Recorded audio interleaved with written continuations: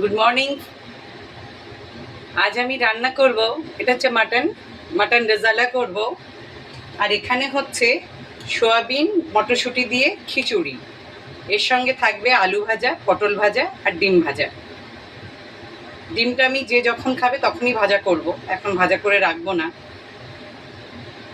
আর আমি সবাইকে thank you বলতে চাই, প্রত্যেক বন্ধুকে, যে আপনারা আমার এটা যদি না দেখতেন হয়তো আমার রান্না করতে ভালো লাগতো না। সে দুজনই কেন না দেখুন, তাও আমার ভালো লাগে। আর যারাই দেখেন তাদের সবাইকে আমি আমার কি বলবো, একদম মন থেকে আমি থ্যাংক ইউ বলছি। এভাবে সাপোর্ট করবেন। আমি আমার যা ঘরে ডেলি রান্না করি আমি সেটা দেখাবো। আমি ডেলি রান্নাটাই দেখাচ্ছি, যে আমি কি খাই সেটাই আমি দেখাচ্ছি।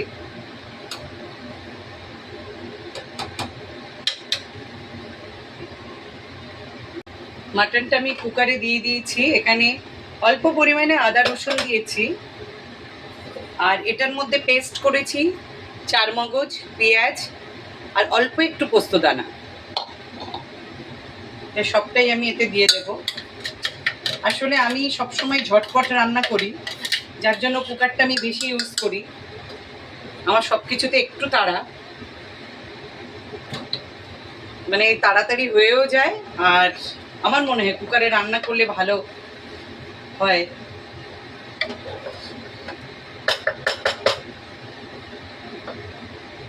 এটার মধ্যে আমি নুন দেব শুধু, আর অল্প পরিমাণে সাদা তেল দেব, একদম অল্প।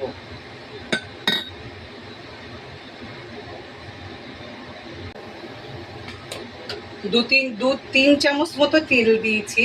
আর বিরিয়ানির মশলাটা এখন দিয়ে দিলাম অল্প, নামানোর আগে আবার দেব। এতে কিন্তু আর কিছুই পড়বে না, গুঁড়ো লঙ্কা, হলুদ আর কোনো মশলা, ডেলি ইউজের কোনো মশলা এর মধ্যে পড়বে না।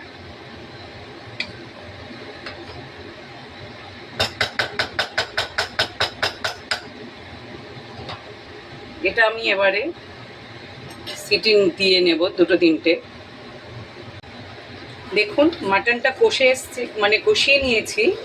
এর মধ্যে মশলার গন্ধটাও চলে গেছে, আর মাটনের গন্ধটাও অনেকটা চলে গেছে। এর মধ্যে এবারে আমি, এটা আমার 500-র একটু বেশি, 600-700 মতন হবে মাটনটা।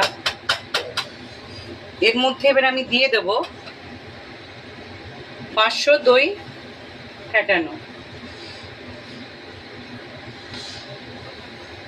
এটা স্লো আঁচেই করতে হবে, বেশি জোরে করলে দইটা ফেটে যাবে, যার জন্য আমি এটা স্লোতে করব।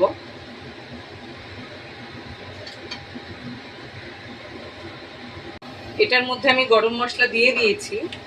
আর এদিকে ফোড়নের জন্য শুকনো লঙ্কা আর গোলমরিচ, এটা আমি দিয়ে দিচ্ছি একটু সাদা তেল আর ঘি। দেখুন পরিমাণটা ঠিক এরকমই থাকবে।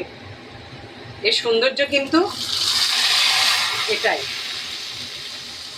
সৌন্দর্য বলুন, টেস্ট বলুন,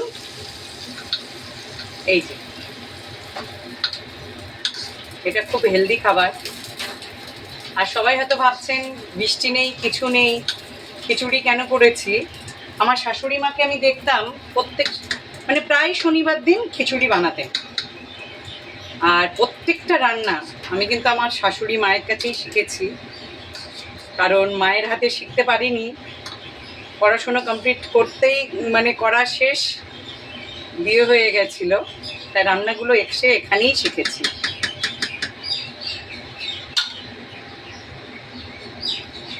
আমার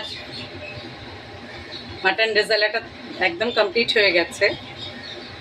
আপনারা এইভাবে বানিয়ে খাবেন, দেখবেন খুবই ভালো। নান, রুটি, রুমালি রুটি, হাত রুটি, এগুলো কিন্তু রুটির সঙ্গেই ভালো লাগে, লুচি কিংবা পরোটা এসবের সঙ্গে না। আর সবাই ট্রাই করবেন, আমার রান্না যদি ভালো লাগে ট্রাই করবেন, আপনাদের বন্ধু কিংবা আত্মীয় স্বজনের কাছে শেয়ার করে দেবেন। আমি কিন্তু এখানে খুব বেশি মশলা আমার লাগেনি। যারা চারমগজ দেবেন না ভাববেন, পোস্ত দেবেন না ভাববেন, তাও হবে। অল্প কাজু বাটা, পেঁয়াজ বাটা, আদা রসুন দিয়েও হয়ে যায় এটা। আর এখানে গুঁড়ো লঙ্কা কিংবা আদার্স কোনো মশলাই পড়েনি, শুধু ফোড়ন দেওয়ার জন্য গোলমরিচ আর শুকনো লঙ্কা,